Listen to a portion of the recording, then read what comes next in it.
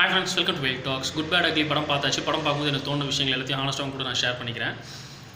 படத்தில் மாஸாக சில விஷயம் இருக்கும், பட் மாஸ் தான் படமேனா அது குட் பேட் அக்லி படம் தான். தேட்டர்லாம் திருவிழா கோலத்தில் இருக்குது. இன்னும் 10 நாளைக்கு தேட்டர் ஓனர்ஸ் ரொம்ப ஹாப்பியாக இருக்க போகிறாங்க. அந்தளவுக்கு கலெக்ஷன் அந்த படம் அல்ல போகுது.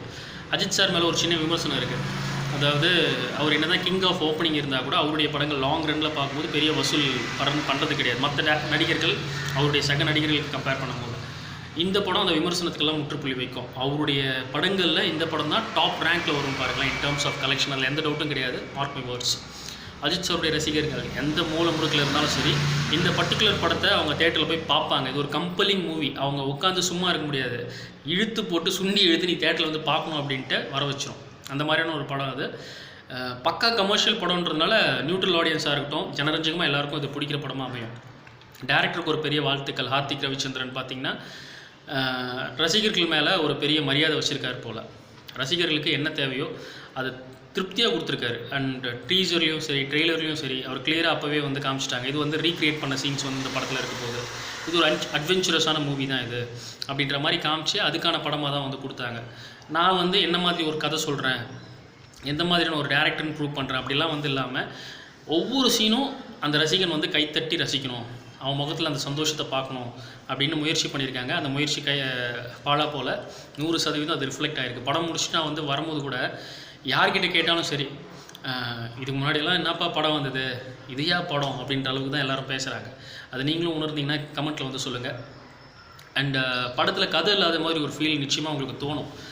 பட் இன்டெப்த்தாக நீங்கள் பார்த்தீங்கன்னா இதுலேயும் ஒரு க்யூட்டான ட்ராமா இருக்குது. பட் அப்படி தோன்றதுக்கான காரணம் என்னென்னா, படம் வந்து ஃபஸ்ட்டு கீரு, செகண்ட் கீர், தேர்ட் கீர் அந்த பேஸில் போகாது. எடுப்புலேயே டாப் கீரு, 5வது கீரு, 10வது கீருன்னு ஒன்று வந்து அது ஒன்று, 15, 50வது கீர் வரைக்கும் அப்படி அடிச்சுட்டு வரைக்கும் போகும். கச்சா முச்சான்னு இருக்கும். அப்படின்னும் போது கதைன்ற விஷயம், அந்த சின்ன ட்ராமான்றதெல்லாம் நமக்கு ஞாபகம் வரப்போகுது. எல்லாம் மறந்துடுவோம் நம்ம. பட் அப்படி கச்சா முச்சான்னு போனாலும் அதில் சில விஷயங்கள் வந்து அவங்க இன்னும் கவனம் செலுத்தியிருக்கலாம். ஏன்னா அந்த டீம் ஒர்க் பண்ணும்போது அவங்க என்ன நினச்சிருக்காங்க, எல்லா சீனையும் வந்து அவங்க கை தட்டணும், என்ஜாய் பண்ணணும் அப்படின்னு வந்து முயற்சி எடுத்திருக்காங்க. அது எல்லா சீனுடைய ஸ்டார்டிங்லேயும் நமக்கு வந்து தெரியும். ஆரம்பிக்கும் போதும் சரி, அதை ஸ்டேஜிங் பண்ண விஷயமோ, அதை எக்ஸிக்யூட் பண்ண விஷயமோ. பட் ஃபினிஷிங்னு வரும்போது அந்த க்ளோசிங் சீக்வன்ஸ் வந்து கரெக்டாக எடிட் பண்ணலையோ, 2 டைலாக் எக்ஸ்ட்ரா பேசிட்டாங்களோ, ஏன் இப்படி ஃபினிஷ் பண்ணாங்கன்னு தான் தோணும். அதுக்கப்புறம் இன்னொரு விஷயம் அதை விட பிரம்மாண்டமாக வரும்போது நம்மளுடைய கவனம் அங்கே போகிறதுனால இதை பெருசாக நம்ம எடுத்துக்க மாட்டோம். அதனால் அப்படி தான் வந்து இது வந்து போகுது. இன்னும் கொஞ்சம் அந்த ஸ்டேஜிங், அந்த ஃபினிஷிங் எல்லாம் வந்து இன்னும் கொஞ்சம் வந்து கவனம் செலுத்திக்கலாம். நீங்கள் இந்த படத்தில் எந்த சீன் எடுத்துட்டாலும் சரி, ஆரம்பம் சூப்பராக இருக்கும், ஏதோ பண்ண போகிறாங்க, ஒரு மாதிரி முடியாமல் இருக்கும், மறுபடியும் ஆரம்பிக்கும். இது வந்து நான் நிறையா அனிமேஷன் விஷயங்கள், கார்ட்டூன் விஷயங்கள்லாம் இப்போ தொடர்ச்சியாக பார்க்கறதுனால என்னால் அது வந்து கனெக்ட் பண்ணி முடியுது. இந்த டீமே வந்து இந்த அனிமேஷனு, கார்ட்டூன் விஷயங்கள், ஒரு மாதிரி மாஸாக இருக்கக்கூடிய படம் இதெல்லாம் வந்து நிறைய பார்ப்பாங்க போல். அந்த இன்ஃப்ளூயன்ஸ் வந்து இவங்களுடைய அந்த ஸ்கிரிப்ட் மேக்கிங்லேயே வந்து நமக்கு தெரியுது. அதுக்கும் இதுக்கும் சம்மந்தமே இருக்காது. அந்த இடத்துல நம்ம வந்து பார்ப்போம், ரசிப்போம், ஒரு மாதிரி ஃபேண்டஸியாக இருக்கும், ஒரு அட்வென்ச்சரஸாக இருக்கும். அந்த மாதிரி தான் இதில் வந்து இருக்குது. அது எங்கே எனக்கு வந்து ஈஸியாக சென்ஸ் ஆச்சுன்னா, ஸோ ரொம்ப சில்லறையான விஷயம் தான். ஏன்னா இந்த படம் பார்க்கும்போது எனக்கு ஒரு எக்ஸ்பீரியன்ஸ் ஏற்படுது, அதை நான் ஷேர் பண்ணோம் இல்லையா. உங்களுக்கு இது வந்து கேட்க என்னப்பா இது கூட கனெக்ட் பண்ணுறேன்ற மாதிரி கூட உங்களுக்கு தோணலாம். இப்போ வீட்டில் வந்து காலைல 8 மணியெல்லாம் பார்த்தீங்கன்னா சுட்டி டிவியில் வந்து சக்திமான் போடுறாங்க. அந்த சக்திமானுடைய கேரக்டர் பேர் வந்து வேகான், கார்ட்டூனில் பொறுத்த வரைக்கும்.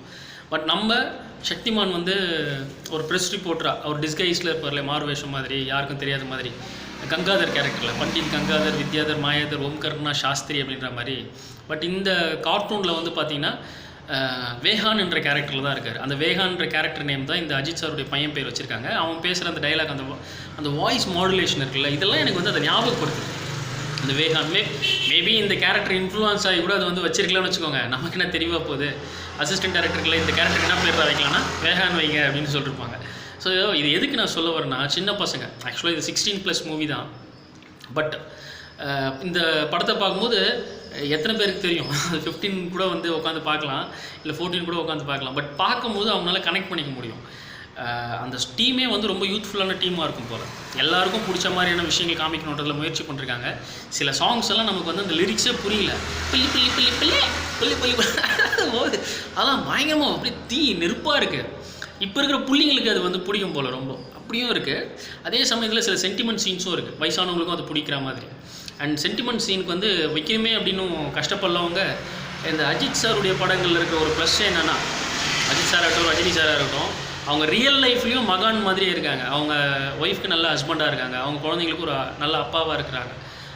அப்படி வாழ்கிறதுனால அவங்க வந்து படத்தில் என்னென்னவோ மேஜிக் பண்ணுவாங்க, 10 பேர் 20 பேர்லாம் அடிச்சுட்டு வருவாங்க.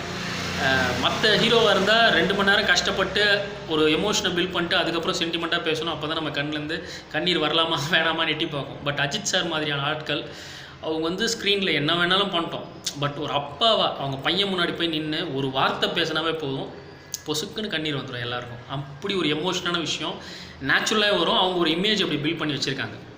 அது நம்மளால் வந்து உணர முடியுது. அது எல்லா ஜனம் அப்போ அதாவது ஒரு 40+ கூட அதை வந்து கனெக்ட் பண்ணிப்பாங்க. ஸோ இது ஒரு ஜனரஞ்சகமான ஒரு என்டர்டைனர். கார்த்திக் ரவிச்சந்திரன் இந்த டேரக்ட் பண்ண ஒரு ப்ராமிசிங்கான ஒரு என்டர்டைன்மெண்ட் ஒரு கொடுக்கக்கூடிய ஒரு ப்ராமிசிங்கான ஒரு ஃபில்ம் மேக்கராக நமக்கு தெரிகிறாரு.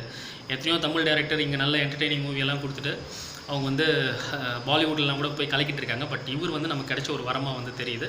பட் இதே பேட்டர்ன்லேயே வந்து போயிட்டுருப்பாரா? ஏன்னா அவருடைய படங்கள் இந்த படங்கள்லாம் மாசுன்னு பார்த்தா திடீர்னு அப்படியே ஒரு மாதிரி மியூசிக் போட்டு ஜிவியோட வச்சு பண்ணுற மாதிரி இருக்குது. இன்னும் வர படங்களில் இன்னும் பெரிய ஹீரோஸை வச்சு எப்படி அவர் ஹேண்டில் பண்ண போகிறாருன்றதை வச்சு தான் அவர் வந்து எவ்வளோ லாங் ரனில் போவாருன்னு நமக்கு தெரிய வரும்.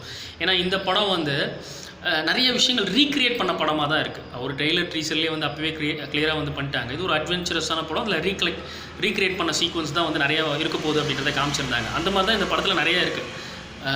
கதையை காட்டிலும் அந்த டிஸ்கஷனில் அப்போவே டீம் என்ன டிஸ்கஸ் பண்ணிருப்பாங்கன்னா, இங்கிருந்து அங்கே போகிறாரு, இதில் எதுனா ஒரு பழைய படங்களில் நடந்த விஷயத்தை ஞாபகப்படுத்த முடியுமா, அதுக்கான சீன் வைக்கலாமா அப்படின்னு ஒவ்வொரு விஷயமும் அனிமேஷன் காமிக்கிறாங்க. அந்த அனிமேஷனில் கூட பார்த்திங்கன்னா வேறு கண்ட்ரியில் வேறு லாங்குவேஜில் ஐகானிக் கேரக்டர் அந்த படத்தில் ஒரு கேமியோ மாதிரி காமிச்சிட முடியுமா அப்படின்ற மாதிரிலாம் எல்லாமே வந்து வச்சு பண்ணும்போதே இதை தான் யோசித்து இதுக்காகவே சீன் வச்சுருப்பாங்க போல. அப்படியே வந்து கிரியேட் பண்ணி இது வந்து என்ன படம் ரீக்ரியேஷன் படமான்ற மாதிரி தான் நமக்கு இருக்குது. ஆனால் போர் அடிக்கல. நமக்கு எப்படி தோணுன்னா, ஒரிஜினலாக ஒரு விஷயம் வந்தது இல்லையா, அது வந்து நம்ம வந்து தீனா படமாக இருக்கட்டும், ஆரம்பம் படமாக இருக்கட்டும், இந்த கை பிடிக்கிற சீனை, நிறைய விஷயங்கள் பழைய ஒரு அது வந்து வாலி படமாக இருக்கட்டும், இந்த சூவிகம்மை வாயில் போட்டு இது பண்ணுறது, இது எல்லாமே ஒரிஜினல் காட்டிலும் இந்த ரீக்ரியேட் பண்ண விஷயத்தையும் ரெண்டுத்தையும் கம்பேர் பண்ணால் ரீக்ரியேட் பண்ணது இன்னும் பல மடங்கு நல்லா இருக்க மாதிரி இருக்குது. அது காரணமே அஜித் சாருடைய ஸ்க்ரீன் ப்ரெசன்ஸ்.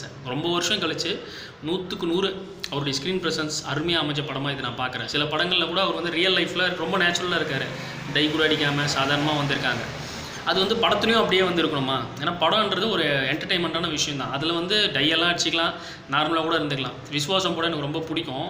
இருந்தாலும் அதில் வந்து அப்பா கேரக்டர்ன்றதுக்காக ஃபுல்லாக மீஸ் அப்படி ஒரு மாதிரி வச்சுட்டு அப்படின்னு ஒரு மாதிரி நல்லா தான் இருந்துச்சு. இன்னும் கூட கொஞ்சம் அது இன்னும் ஸ்டைலிஷாக வேறு மாதிரி கூட கொண்டு போயிருக்கலாம் அது அப்படின்னு தோணும் எனக்கு. ஒரு கம்ப்ளீஷன் இல்லாத மாதிரியா இருக்குது. இந்த இடத்துல அவருடைய தொப்பை தனியாக தெரியுது, இந்த இடத்துல ஒரு மாதிரி அவருடைய கண்ணில் சுருக்கம் தெரிகிற மாதிரி இருக்குது அப்படிலாம் தோணும். பட் இந்த படம் பார்த்தீங்கன்னா 100% நீங்கள் எந்த இடத்துலையும் பிசிறு தட்டாது, குறையே கண்டுபிடிக்க முடியாது. அவர் முகம் என்ன அழகாக இருக்கும், அவருடைய தாடியாக இருக்கட்டும், அந்த முடி கூட பேசும், அவருடைய காஸ்டியூமு, நடக்கிற ஸ்டைலு, ஆக்ஷன் சீக்வன்ஸ் வந்து மெனக்கிட்டு பண்ணுற மாதிரி இருக்காது. அந்த டான்ஸாக இருக்கட்டும் எல்லாமே வந்து அருமையாக அமைஞ்சிருக்கு. அது வந்து பல வருஷங்கள் கழித்து இந்த படத்தில் தான் நான் திரும்ப பார்க்குறேன். அதனாலே அவர் ரீக்ரியேட் பண்ண விஷயம் எல்லாமே நமக்கு வந்து ஒரிஜினலை காட்டிலும் இன்னும் அருமையாக இருக்க மாதிரி நமக்கு தோணுது.